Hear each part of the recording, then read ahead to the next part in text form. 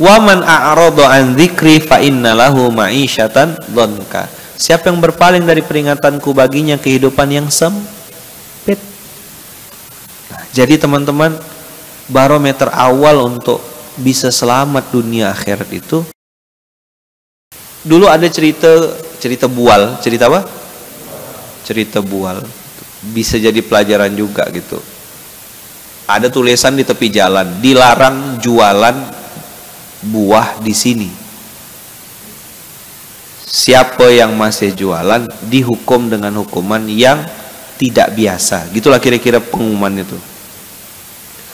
Namanya jalan protokoler, jalan lagi ramai, pengusaha-pengusaha, pedagang-pedagang kaki lima ini jualan semua. Ada yang jualan buah lengkeng. Ya kan? Ada yang jualan buah salak, berbagai macam buah. Ketangkap sama petugas, dikasih hukuman. Kan dikasih hukuman. Hukumannya apa? Suruh makan di tempat yang dijual dengan kulit-kulitnya. Yang satu nih makan lengkeng sama kulit-kulitnya. Tapi begitu dia noleh, ketawa. Hei, kamu ketawa ya? Kenapa kamu ketawa? Enggak pak. Makan. Yang satu jual salak sama buahnya. Makan. Sedih. Begitu noleh ke sebelah, ketawa. Kamu ngeremehkannya. Kenapa? Yang di sebelah jual durian.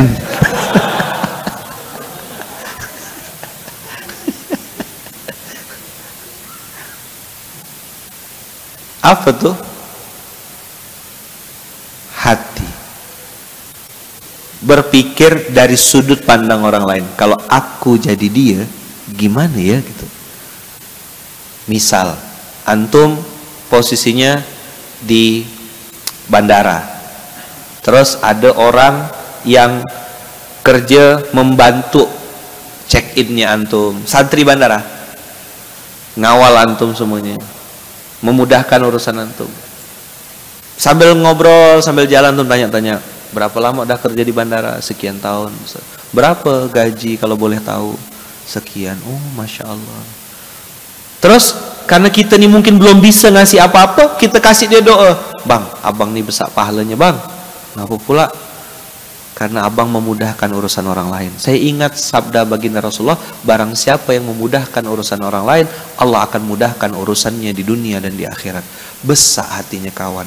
Seandainya aku jadi dia, kalaulah aku jadi orang itu, aku akan punya kesan, abang ini paskas, bajunya ini. Nah, awal dasar membangun kesadaran itu adalah merasakan apa yang orang lain rasakan. If I were you, empati bahasanya tuh. Ini langkah dasar. Bagaimana menghidupkan? Tidak bisa pakai otak. Bukan orang pintar, tidak perlu pintar. Tidak harus sekolah sampai profesor doktor untuk membangun empati. Yang teman-teman perlu rasakan adalah hati yang bersih, qalbun salim tadi. Jangan sampai mati rasa. Heh, sini. Betul dia anak buahan teman-teman gaji, tapi panggil itu tidak enak. Jadi kemampuan merasakan apa yang orang lain rasakan itu adalah latihan awal untuk menghidupkan hati. Lubbun tadi, qalbun tadi namanya. Albab. Gimana ini biar hidup? Nah, caranya rasakan apa? Kalau aku jadi dia gimana ya? Aku ngomong sama si fulan ini kasar-kasar tuh apa rasanya ya? Istriku ini kalau diajak ngomong yang keras-keras kira-kira nyambung enggak ya? Atau memang mungkin semesta otaknya tuh belum sampai memang. Setelah sekian tahun atau mungkin pas antum sudah meninggal nanti dia baru paham. Kita dididik dari orang yang berbeda. Nah, apalagi antum berhadapan dengan umat dengan berbagai macam background, latar belakang. Maka tadi malam saya bilang menyatukan hati. Hati ini ada rasanya. Dia pasti nolak dengan yang buruk, pasti nolak dengan yang batil, pasti nolak. Ini dulu jadikan barometer. Istafti qalbak, sal domirok. Tanya sama domirmu, tanya sama hatimu. Emang ngapa sih Ustaz dari tadi ngomong hati, ngomong mata, ngomong telinga, ngomong hati, ngomong mata, ngomong telinga. Antum lihat surat Toha, ini penutup closing. Ayat 124. Wa man a'rada an dzikri fa inna lahu ma'isyatan dhanka wa nahsyuruhu yaumal qiyamati a'ma. Tuh ada kata kunci di situ. Apa kata kuncinya? A'ma, buta. Mati lampu antum sudah gelap. Jalan di jalan yang tidak ada lampunya bingung. Pakai mobil jalan malam tapi lampunya mati juga bingung. Ini hari kiamat di padang mahsyar, buta, na'udzubillahi min dzalik. Wa man a'rada an dzikri fa inna lahu ma'isyatan dhanka wa nahsyuruhu yaumal qiyamati a'ma. Qala rabbi lima hasyartani a'ma wa qad kuntu basira. Qala rabbi lima hasyartani a'ma wa qad kuntu basira.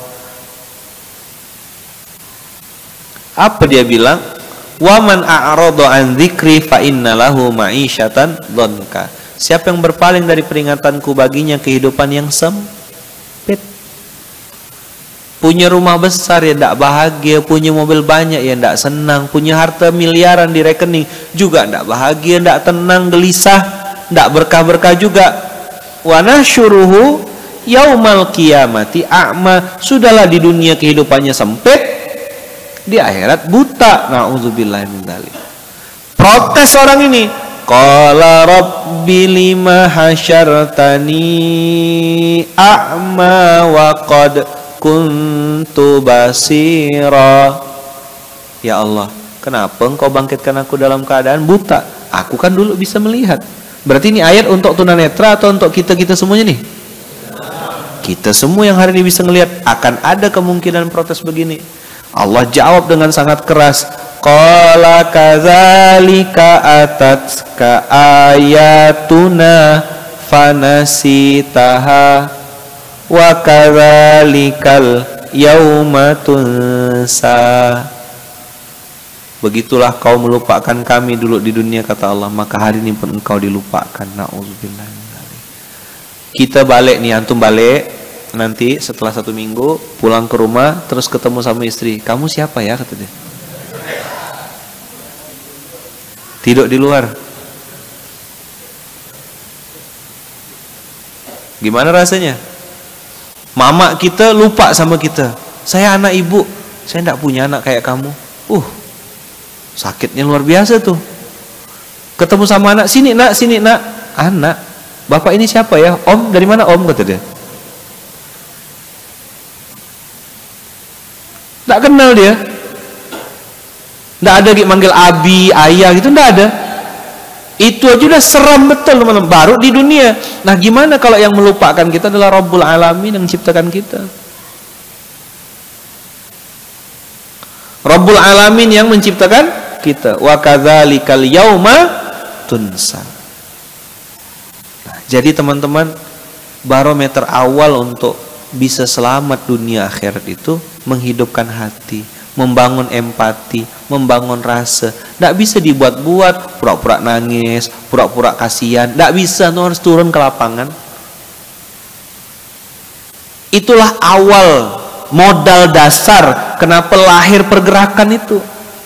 Ada kesedihan, ada kegelisahan. Kok anak yatim ini tidak bisa makan enak ya? Kok cuma dipanggil pas Ramadan ya? Awalnya kan itu triggernya. Kenapa makan ikan asin yang perutnya ada ulat-ulatnya? Hati. Seandainya anak kandung aku mondok di tempat kayak gini, sampai ke hati aku nih, termasuk ke lauk nih, oh nggak bisa nih.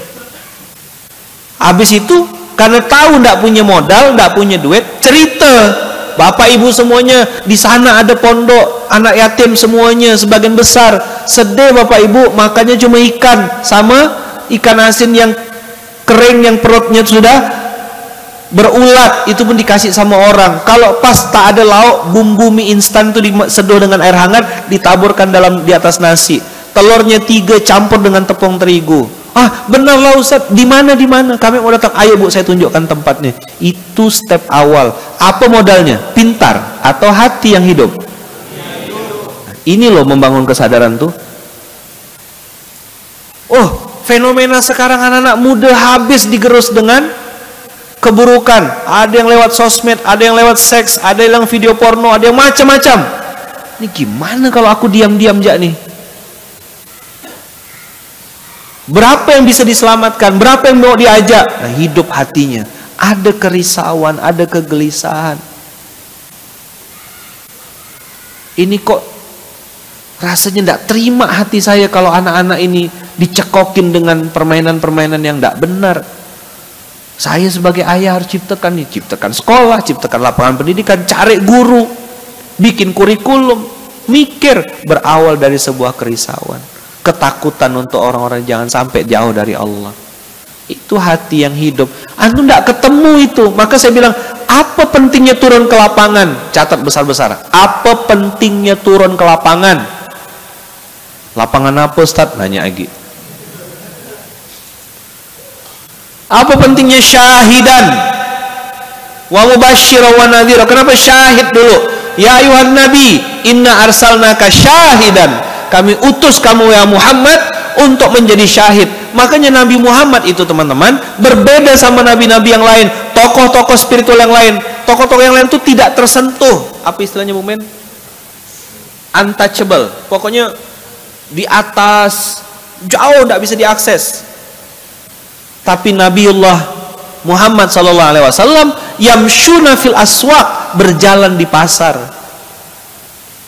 Artinya apa tuh? Kan sama kafir Quraisy dibully. Nabi kok jalan-jalan di pasar, Nabi kok masuk-masuk ke pasar. Dalam dimensi Islam, Nabi yang turun ke pasar, itulah kelebihannya Islam, menguasai permasalahan. Turun ke umat, hadir bersama-sama umat, bukan cuma telunjuk telunjuk, apa kayak gini. Nanti saya bahas tuh feudal leader versus servant leader. Dia turun ke lapangan. Apa pentingnya turun ke lapangan? Menghidupkan hati. Udah? Dapat jawabannya? Ngapain ke lapangan? Menghidupkan. Nanti muncul rasa, oh ya Allah, bibi ini jalan kaki 3 km jualan nanas. Tanah siapa bi? Ya tanah Tohan dek, kata dia. Oh tanah Tohan. Apa yang dijual bi? Ya jualan nanas, jualan cang panjang, pucuk ubi dek. Berapa dapat satu hari bi? Ya alhamdulillah 10.000, 20.000. Cukup bi untuk makan? Cukup dek. Anak engkok satu di Untan, satu di IAIN. Kuliah? Enggak, jualan pakis juga. Oh, jualan pakis juga.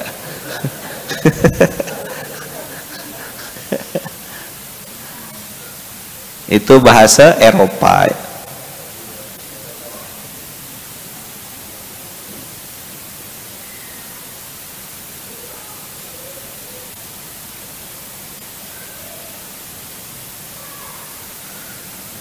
Ya, jelas kira-kira kawan-kawan? Turunlah ke lapangan, menghidupkan hati, rasa. Latih memang. Kok gini ya? Jadi apa nih yang harus aku lakukan? Nanti antum akan ketemu banyak kerisauan-kerisauan itu. Nanti biasanya antum akan bertemu atau dipertemukan Allah, atau antum ditemukan oleh orang baik itu untuk duduk sama-sama bikin rumusan. Apa yang kira-kira bisa kita lakukan? Nah, disitulah berubah dia dari binatang menjadi manusia yang sesungguhnya. Karena punya kontribusi, punya manfaat. Hadirnya itu bisa bantu mikirkan orang lain. Risau, gelisah, kasihan ya Allah. Tapi tidak cukup cuma pakai kata-kata kasihan. Aku harus turun. Tapi tidak cukup juga aku sendirian, harus ngajak kawan. Gitu loh kira-kira urutannya. Nyambung enggak? Nah, tidak pernah turun, tidak pernah hadir. Rasulullah ngajarin yamshuna fil aswaq, kuasai permasalahan, lihat, rasakan dengan hatimu. Nanti kamu tidak jadi binatang. Semakin antum turun ke lapangan, semakin antum hadir bersama umat, semakin antum membersamai mereka, semakin muncul empati. Oh, tidak boleh aku ngomong sembarangan. Nyambung gak kira-kira? Ini hanya trigger, nanti kita bahas detail di kelas. Udah? Jadi teman-teman, hati yang mati itu berarti kita sudah jadi auto binatang. Nah gitu ya istilahnya. Hati yang mati otomatis jadi binatang. Nah, titik lah. Kau ingat-ingat kebaikan orang padamu, kok kau ingat keburukannya terus, benci, kesal, dongkol, mati hatimu. Segemuk-gemuknya ikan ada tulangnya, sekurus-kurusnya ikan ada dagingnya, sebaik-baiknya orang ada buruknya, seburuk-buruknya orang ada baiknya. Apa yang bisa menimbang itu? Pikiran, logika, atau hati? Hati. Maka saya bilang kalau hatinya sudah mati, auto binatang, titik.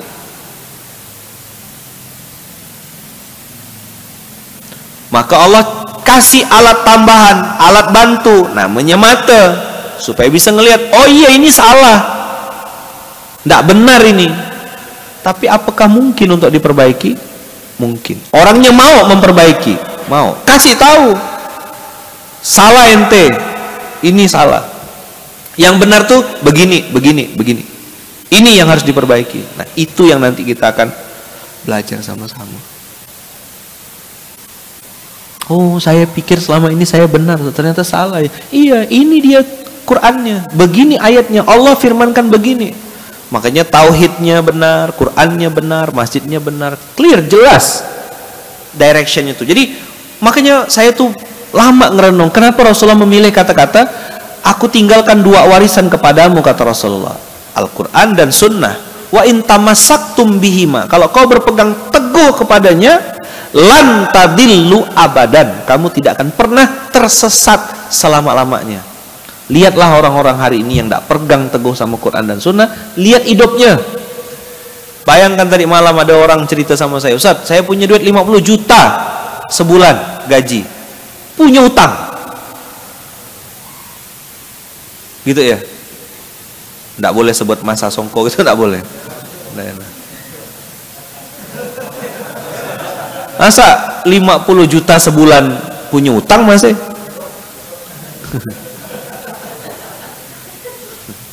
Gajinya 60 juta ngerampok tempat kerjanya sendiri karena punya utang 1,5 miliar. Saja gila. Apa tuh? Adol, tersesat. Dia ngerasa sedang jalan, tapi sesat, tidak punya petunjuk. Ngapa? Ninggalkan Quran. Banyak duit saya Ustadz, kata dia. Tinggi jabatan saya Ustadz. Terus hebat ente. Gue harus bilang wow gitu? Enggak rupanya. Blank, kosong. Begitu suruh mikul beras, antara dia dengan karung beras tuh susah kita bedakannya. Kok bulat-bulatnya sama, ada gundukan-gundukan juga. Mana karung, mana dia nih. Terus dia berdalih, hadza ni'mat minallah Ustaz, hadza min fadli robbi, kata dia. Fadli robbi apa benda tampuk. Push up ente. Maka tolong panitia habis ini peserta semuanya timbang berat badannya. Instruksi dah dicatat before dan after. Kalau pulang dari sini tambah gemuk, tambah berat badannya, berarti memang dia pindah makan. Atau ke sini, ke pondok ini apa yang kau cari? Cari makan.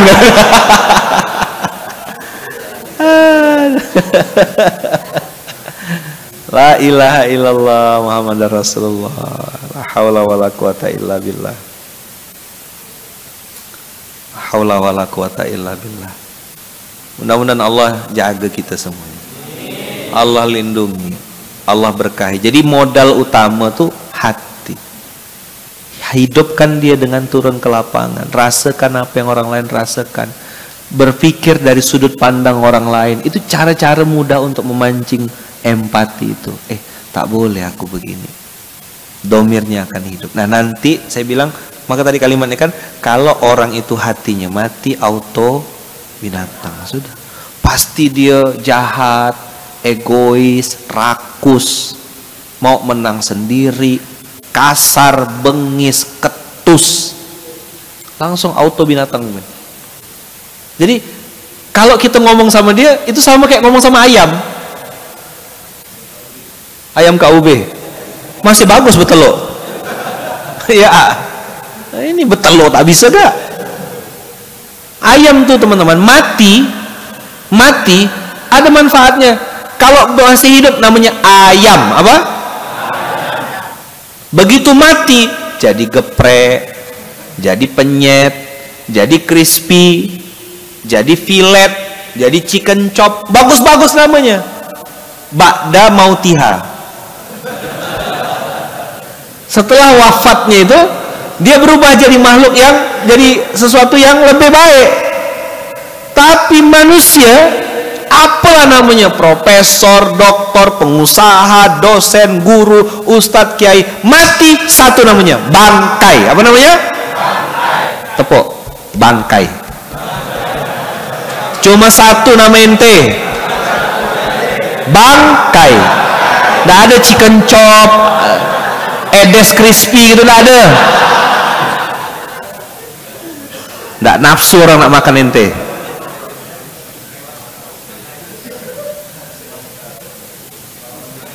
Lihat, ayam mati masih ada manfaat. Ente mati cuma satu namanya bang,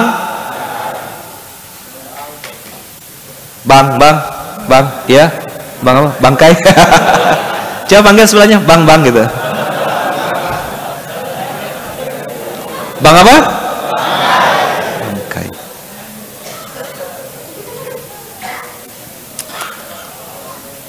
Jelas sekarang bedanya.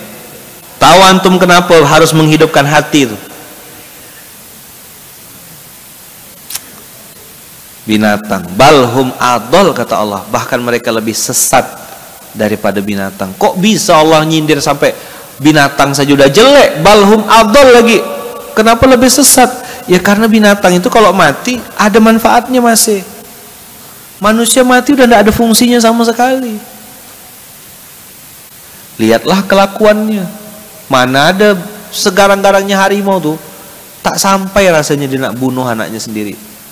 Antum lihat nonton film-film tentang binatang tuh yang ada penguin berdiri di atas salju untuk jaga satu buah telur tuh, sama lama berbulan-bulan tak makan, dia nahan tuh, tengok dia nahan anaknya. Kemarin tengok berita, ya Allah, bapak perkosa anak sampai hamil.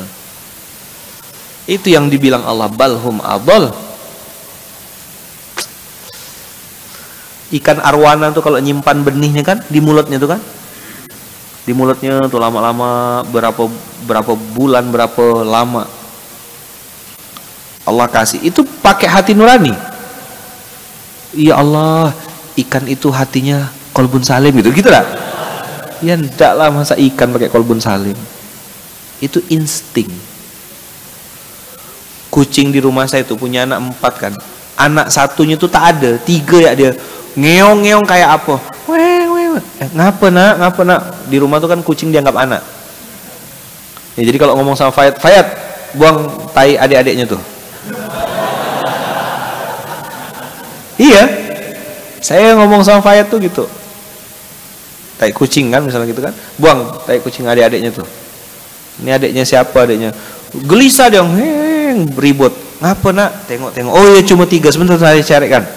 Saya ngomong sama dia tuh kayak ngomong sama anak, sebentar ayah carikan. Bukakan pintu, rupanya anaknya lagi di luar, lagi main gitu. Langsung didekati dia, dipeluk-peluk, dicium-cium, dijilat-jilat. Gini binatang nih. Ada manusia zaman sekarang anaknya pergi tak balik santai ya dia. Biasa ya, pergilah kau. Kau tak keluar ke malam minggu kena, tak laku ke, tak ada ngajak kau jalan ke. Ya Allah, anaknya dilelangnya. Ayam tak balik cari. Tupperware hilang cari. Pengalaman kayak gini. Istrinya ada nggak di sini? Suami tak pulang, cari sampai rumah kena omel. Tepuk sebelahnya, nyaman.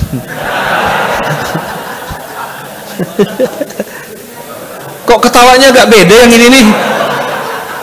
Hah? Ini dari mana ini? Panjenengan ini ki tekondi. Aduh dan kena aku ndak. Aku iki branch manager loh. Waduh. Branch manager. Wong deso jadi branch manager. Mimpi opo ya kan, muka-muka antum kan muka-muka deso. Tahu-tahu berubah dari GIB jadi BMI, jadi branch manager. Belepotan nyebut I am is, udah pakai I am is pula. I am is branch apa branch? Gimana nyebutnya nih? Tadi malam tuh bingung kan? One heart ke one heart. One heart kata dia kan.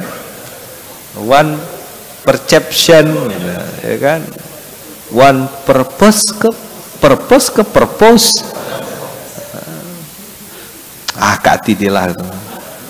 Lawong yesterday ready. Lawong yesterday ready. Wong deso, come from deso. Ya, enggak apa-apa. Deso secara penampilan, deso secara wajah, tapi enggak deso secara pemikiran, kesadaran. Punya kepedulian, punya empati, punya hati yang hidup. Itulah manusia yang sesungguhnya. Jadilah manusia, jangan jadi binatang. Jadilah manusia, jangan jadi robot. Hidupkan hati. Begitu kira-kira. Insya Allah beberapa hari ke depan nanti kita belajar sama-sama. Belajar sama-sama. Bagaimana ayat Al-Quran ini, bagaimana panduan dalam Al-Quran ini mengajarkan kita menjadi manusia yang sesungguhnya, punya manfaat, punya kontribusi, punya rasa.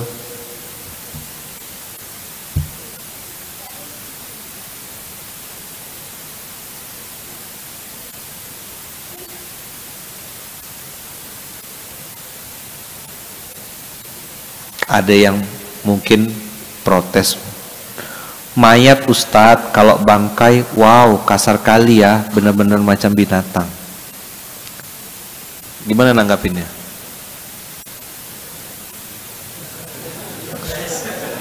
Hah?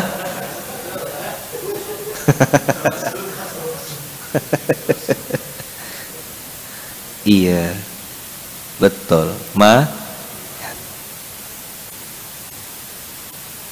Mayat itu bang,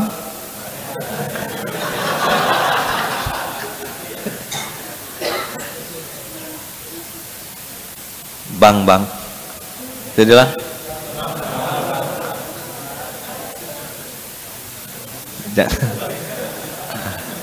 mulai perlu tanah lapang ya. Maksud saya nyebut bangkai tadi, kalau ndak ada hati yang hidup, ndak ada manfaat antum lahir di muka bumi, cuma sekedar makan, ngunyah, kawin, tidur, ngiler, ngorok, ngidupkan mesin diesel.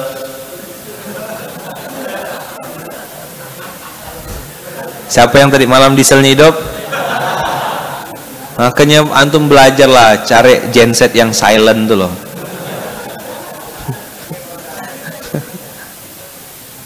Ya kan, pakai peredam. tutup bantal ke, tutup karung ke, ya kan? Nggak ada fungsinya, nggak ada manfaatnya. Allah bilang kayak binatang, balhum adol. Allah tuh kalau ngasih perumpamaan tuh masih halus, seperti binatang. Makanya kalau nggak punya manfaat manusia itu matinya jadi bangkai. Pertanyaannya mau ndak? Kan jawabannya ndak mau. Maka berubahlah, jangan sampai jadi bangkai. Meninggal kita. Makanya golek sangu mati tadi malam tuh ngomongnya, GSM itu tidak terbantahkan. Mau ngomong sama siapapun pasti pengen masuk surga. Apa yang sedang kita siapkan menuju kematian yang pasti itu harus kita cari. Tidak bisa nunggu diam di tempat. Nyambung tidak kira-kira teman-teman? Modal awal untuk golek sangu mati adalah menghidupkan hati. Itu loh. Nyambung tidak nih? Cuma mau ngomong itu aja saya 55 menit menjelaskannya. Mulailah perjalanan golek sangu matimu dengan menghidupkan hatimu.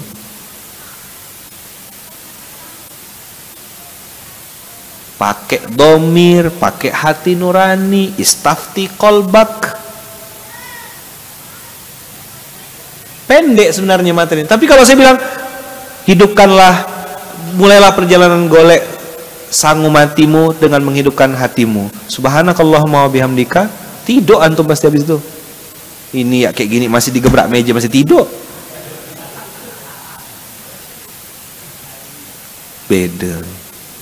Banyak yang dipikirkannya. Tahajudnya 1:30 kayaknya tadi malam.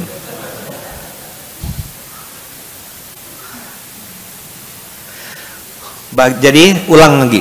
Bagaimana, apa langkah awal kita, perjalanan kita menuju golek sangu mati ini, mencari bekal mati kita? Bagaimana modal awalnya, apa step awalnya? Nah, nanti Pak Yai Bung Ben, saya akan ngajak antum diskusi lebih detail bagaimana menghidupkan hati itu, apa saja langkah-langkahnya. Dan itu modal utama. Jadi bukan uang, bukan harta, bukan nanti kalau saya sudah kaya saya mau berbuat. Tidak bisa begitu, pintar. Kenapa? Banyak orang kaya tidak berbuat juga kok. Betul enggak? Antum pernah ke pondok-pondok pesantren? Ke pondok-pondok mitra? Coba lihat, sebagian besar mereka orang kaya atau orang susah? Justru orang susah. Ustadznya malah mu'alaf, ngemper-ngemper bikin pondok pesantren, numpang di tanah orang, bikin pondok di bawah pohon, di tepi sungai. Sial nengoknya, betul enggak? Pertanyaannya, dia miskin secara harta, tapi kaya secara jiwa. Apa yang buat dia bergerak? Hatinya hidup. Nyambung gak kira-kira nih? Nah, kalau kita ngerasa manusia, hidupkan hati. Itulah perjalanan awal kita golek sangu mati itu. Oh, saya ini kurang sensitif selama ini, cuek betul, kasar, masa bodoh jadi orang. Mati berarti hati saya. Ramadan ini waktu terbaik untuk menghidupkan hati. Dilipat gandakan sama Allah, peluang amal dibuka-buka. Kita duduk sama-sama belajar, hidupkan hati. Antum lagi bersimulasi, berinteraksi dengan seluruh Indonesia hari ini, sadar gak? Ketemu orang Aceh, ketemu orang Kediri, ketemu orang Jogja, ketemu orang Lampung. Antum sedang bersimulasi ketemu dengan seluruh Indonesia. Begini karakter manusia, beda-beda. Tapi ketika hatinya sama, antum akan ngerasa nyaman dan nyambung. Punya saudara nanti. Makanya ahlan wa sahlan wa marhaban bikum. Antum jadi saudara saya, antum mudah urusannya insya Allah, dan kami sambut dengan sambutan yang terbaik. Itu kira-kira pembukaan untuk materi kita hari ini. Insya Allah kita minta sama Allah semoga semakin hari semakin tambah ilmu kita, semakin hari semakin hidup hati kita, semakin hari semakin baik kita hubungannya dengan sesama kita, semakin hari semakin santun tutur kata kita, semakin hari semakin sopan kita berinteraksi, semakin hari semakin rendah hati, semakin hari semakin hidup hatinya. Dan mudah-mudahan ini menjadi perjalanan sesungguhnya menuju perjalanan kembali kepada Allah. Al-Fatihah.